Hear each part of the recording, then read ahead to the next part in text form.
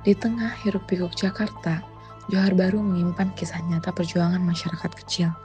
Di balik gang sempit dan padat, tersembunyi potret ketimpangan sosial yang masih membayangi banyak kehidupan. Anak-anak bermain di lorong sempit, berkejaran dengan kenyataan hidup yang tak selalu ramah. Ibu-ibu mengais rezeki dari pagi hingga malam, demi sesuap nasi dan harapan untuk masa depan. Bukan karena malas, tapi kesempatan tak datang merata. Di tempat seperti Johar Baru, mimpi-mimpi besar seringkali terhenti di tembok keterbatasan. Namun di tengah keterpurukan, ada semangat yang tak pernah padam. Gotong royong, solidaritas, dan harapan menjadi napas kehidupan. Karena meski dilupakan kota, mereka tidak pernah menyerah. Ini bukan hanya soal kemiskinan, ini tentang bagaimana kita memandang sesama manusia, tentang keadilan yang seharusnya tidak mengenal batas wilayah.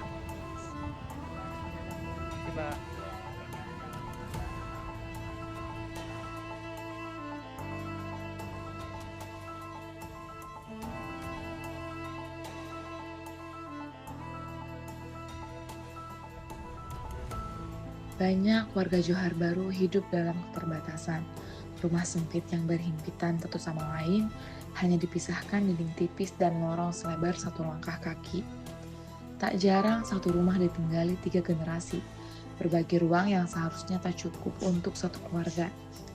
Pekerjaan pun tak pasti, sebagian menguntungkan hidup dari pedagang kecil-kecilan, menjadi tukang ojek, atau bahkan buruh harian lepas yang penghasilannya tak menentu. Hari ini ada upah, besok belum tentu. Akses terhadap layanan pasar pun jadi tantangan. Berobat ke puskesmas harus antri panjang, dan biaya sering jadi kendala. Tak sedikit anak-anak terpaksa putus sekolah karena orang tua tak mampu membayar seragam atau bahkan membeli buku. Lingkungan padat membuat kebersihan dan kenyamanan menjadi kemewahan. Air bersih sulit, dan ketika hujan datang, genangan jadi pemandangan yang biasa. Namun di balik semua itu, ada kekuatan yang luar biasa. Warga Johar Baru saling menopang. Mereka berbagi makanan, saling menjaga anak, dan membantu saat tetangga kesusahan. Kebahagiaan sederhana hadir dari cangkir kopi hangat dan tawa bersama di ujung gang. Mereka tak punya banyak, tapi tetap bersyukur atas yang sedikit. Karena bagi mereka, hidup adalah tentang bertahan, berharap, dan terus berjalan meski perlahan, meski tertatih.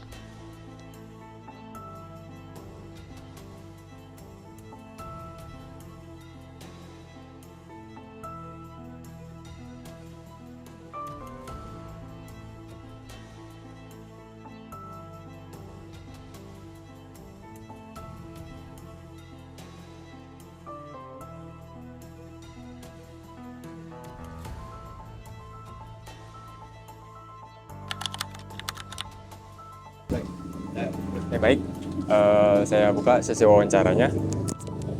Sebelumnya saya berbicara dengan Bapak siapa, Pak? Pak Sofian Hadi. Pak Sofian Hadi. Ini Pak, jadi saya mau ada pertanyaan yang saya tanyakan ke Bapak. Ini pertanyaan pertama ya Pak.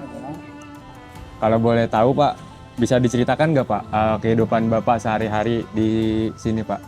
Ya, kehidupan saya emang dari dulu ya begini aja. Dengan namanya udah tua, yang udah satu nggak bisa kerja. Ya, bantuan paling dari anak-anak anak itu. Dari anak-anak. Kalau boleh tahu anak-anak Bapak gitu kerjanya seperti apa Pak kehidupannya? Sama aja.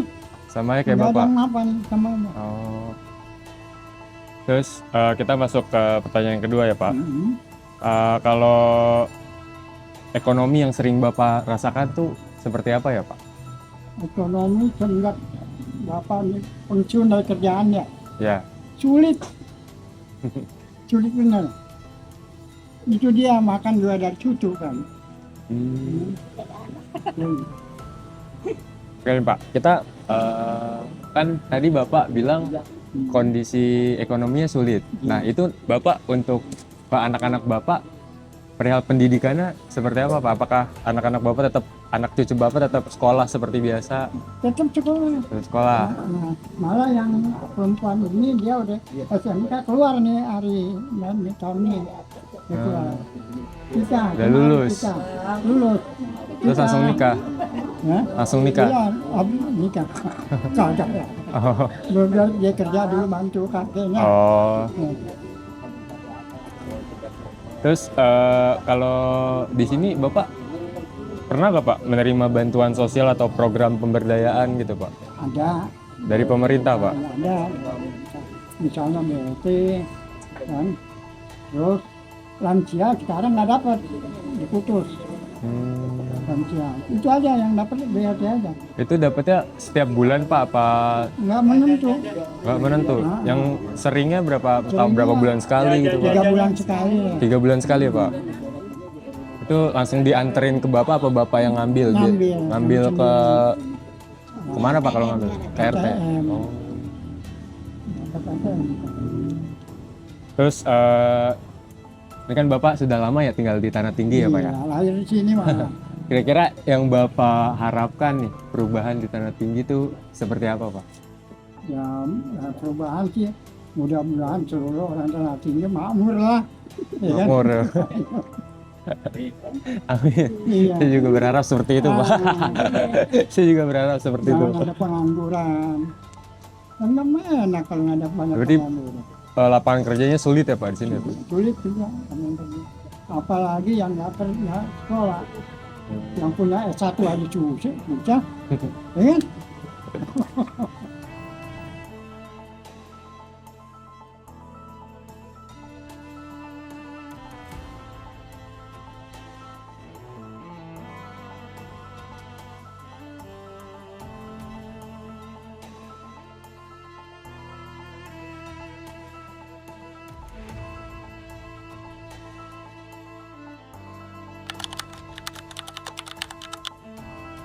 Apa benar dari lembaga Bunda Susi itu emang salah satu lembaga yang ngasih petunjuk yang paling besar ya? Ke daerah sini. Iya, daerah RT 12. Oh ya, salah satunya Ibu. Iya. Berarti buka surat tugas dan semuanya sudah selesai Bu. Udah. Juga eksekusi di Heeh, rumahnya. iya. Berarti udah selesai, udah validasi bahwa benar lembaga Bunda Susi itu ngasih petunjuk yang besar juga ya? Iya. RT berapa? RT 12. Ya, RT 12. Itu kalau bisa kita Iya, ayo, boleh. Dia nggak apa-apa.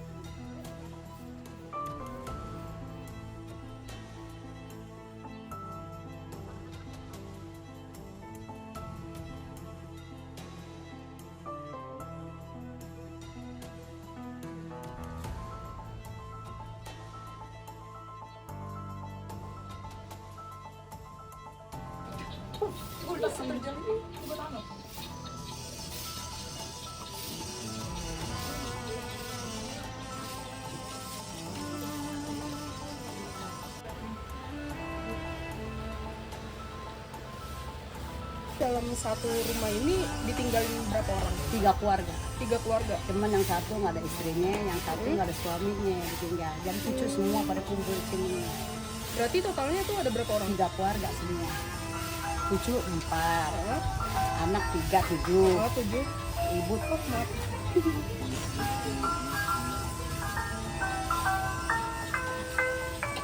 cucu 7, terus ibu, bapaknya, 9, yang bontot, 10, yang gede, 11, yang bawahannya. 12 Iya, orang ya, Bu. Iya. Berarti 12 orang dalam satu rumah ya? Satu keluarga, cuma 3 kayak beda kakak. Jadi itu untuk masalah tidurnya tuh itu sip-sipan atau Enggak gimana? sip-sipan, jadinya udahnya tumpukan aja. Oh, Kalau bapaknya di atas sama anak dia yang katanya agak cacat, sama cucu 2, saya 2 bawah sama Oh, anak-anak berarti saya. total yang tidur di atas itu ada 4 orang, 3 orang. Enggak. Wita sama suaminya, bapaknya sama cucu sama anaknya 2. Oh, 6. Di atas, di bawah separuh lagi gitu. Oh, iya. Tumpuk gitu. Tumpuk. Di balik segala keterbatasan, warga Johar Baru tak pernah berhenti berharap. Di lorong-lorong sempit itulah mereka merajut mimpi. Meski benangnya rapuh, semangatnya pun tak pernah putus. Bukan karena hidup mudah, tapi karena mereka tahu harapan tak boleh mati. Setiap hari adalah perjuangan, tapi juga bukti bahwa manusia bisa kuat, bahkan dalam kondisi paling lemah. Mereka tidak meminta banyak, hanya sedikit perhatian, sedikit kepedulian, dan sedikit ruang untuk bermimpi. Karena bagi mereka, bantuan bukan soal besar kecilnya angka, tapi hangatnya niat yang tulus. Tangan yang terulur, meski sederhana, bisa jadi cahaya di tengah gelap. Kita mungkin tak bisa mengubah dunia dalam sehari, tapi hari ini kita bisa menjadi alasan seseorang untuk bertahan, menjadi bagian dari harapan yang perlahan tumbuh di tempat yang sering terlupakan. Mari jangan biarkan kisah ini berhenti sebagai gambar di layar. Jadikan empati sebuah aksi. Karena seberapa kecil pun bantuan, jika diberikan dengan hati, mampu mengubah alur hidup seseorang dan menyalakan cahaya bagi banyak yang lainnya.